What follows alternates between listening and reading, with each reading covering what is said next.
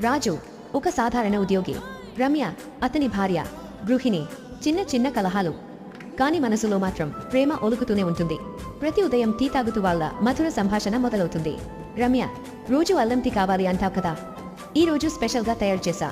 రాజు, నీ చేతి టీ అయితే చాలు, ఏదైనా స్పెషల్. రమ్య, ఏ దంపతుల్లోనైనా చిన్న చిన్న మనస్పర్ధలు జరుగుతుంటాయి, అలా వీరి జీవితంలో కూడా జరిగాయి. రాజు, నువ్వు ఖర్చు పెట్టే డబ్బు చూసి తల తిరుగుతుంది. రమ్య, నీకోసం, మన ఇంటి కోసం ఖర్చు చేస్తే తప్ప. అలా వారిద్దరూ గొడవ పడతారు. అంతలో రాజుకు ఒకటి గుర్తొచ్చింది, ప్రేమే జీవితానికి బలమని.